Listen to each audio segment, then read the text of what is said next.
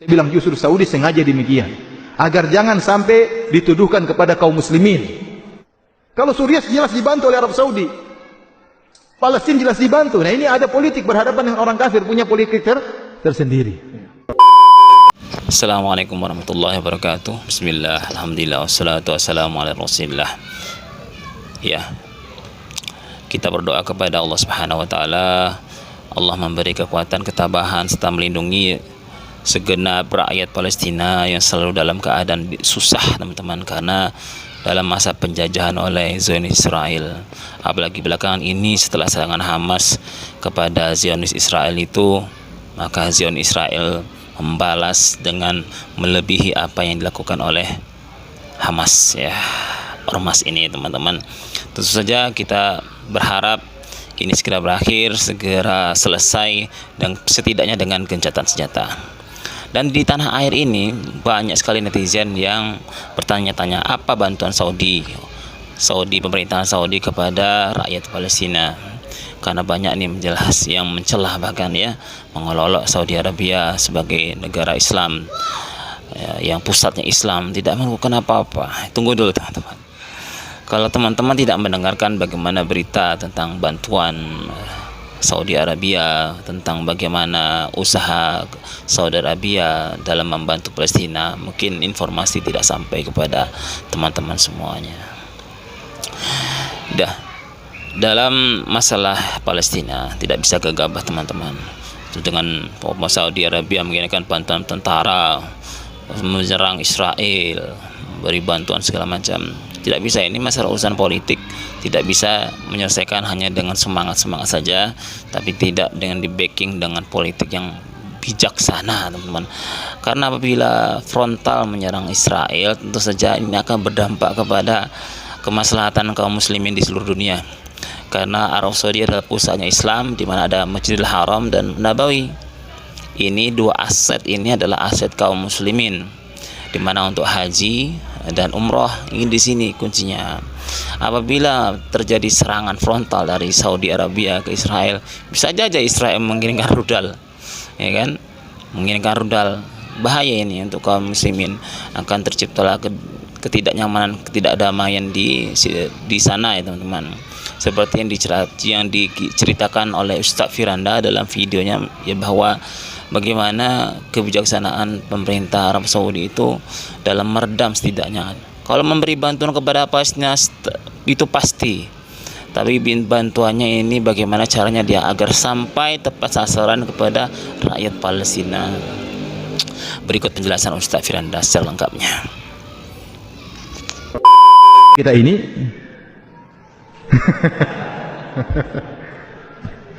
saya qadarullah nggak punya nomor WhatsApp beliau, jadi saya tidak tahu. Tapi ya jelas tahulah, masa nggak tahu ya? Raja Salman itu bukan orang goblok duduk di rumah aja, enggak, dia tahu politik juga. Dia juga mengadakan kunjungan-kunjungan, bahkan kunjungan kepada negara-negara kafir. Dia punya politik tersendiri, ya.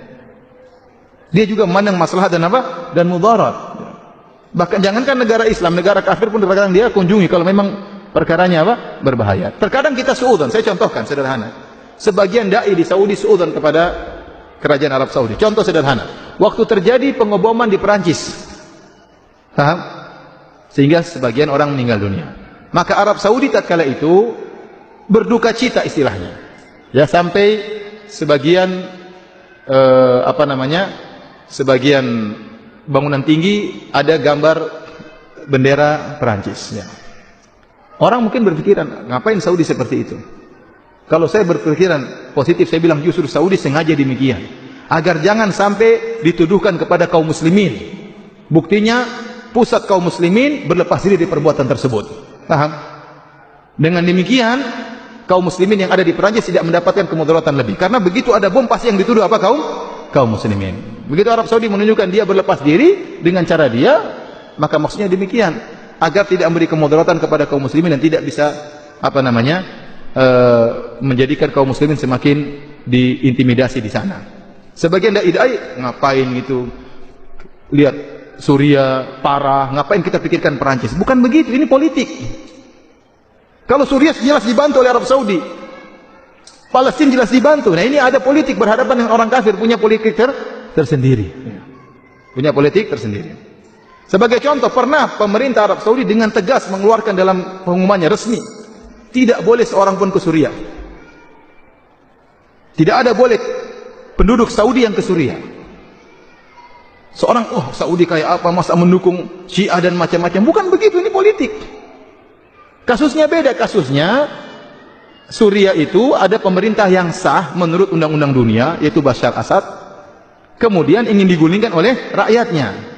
Nah, Saudi tidak boleh menunjukkan dukungan ikut menggulingkan secara terang-terangan. Karena kalau dia menunjukkan dukungan, dia akan diprotes oleh negara-negara yang lain. Bagaimana secara undang-undang Anda salah? Maka Saudi mengeluarkan undang-undang, rakyatnya tidak boleh ke sana. Bukan berarti Saudi tidak beri bantuan. Justru bantuan paling besar kepada Suriah dari mana? Dari Saudi. Tapi dia harus berpolitik. Orang-orang di sini sudah, orang-orang tukang takfir sudah menghina-hina Saudi. Lihat, Saudi melarang, Saudi melarang. Bukan begitu.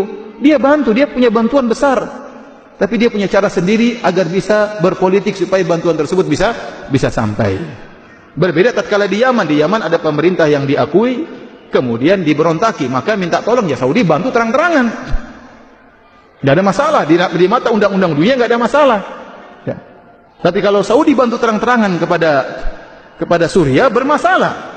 Nanti akhirnya Suriah minta bantuan kepada Soviet, kepada Cina, terus gimana? Ya. Terus kita mau perang aja biar rame. Nggak seperti itu. Ya. Ada orang seperti itu, pikirannya perang aja, perang bunuh-bunuh aja. Bukan begitu, nggak semudah itu, ya kawan. Dia mikir gimana jamaah haji, gimana jamaah umroh, gimana rakyatnya.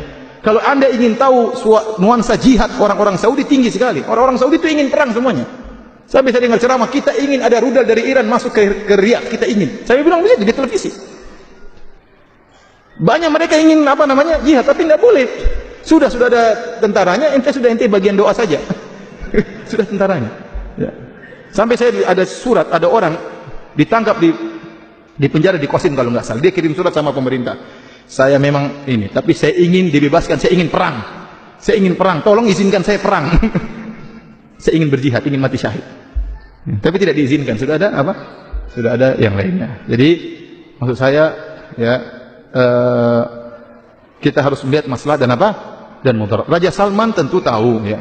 Dan dia punya cara pandang tersendiri. Kita hargai cara pandangnya, ya. Kita hargai cara pandangnya. Antum, ya, yang bisa berkiprah masuk ke pemerintahan, silakan. Yang ingin menasihati pemerintah, silakan. Yang beri masukan kepada pemerintah sangat dianjurkan. Yang tidak mampu, banyak berdoa kepada Allah Subhanahu wa Ta'ala. Ya, bikin pengajian-pengajian di mana-mana, ya, supaya orang semakin kembali kepada Allah Subhanahu wa Ta'ala.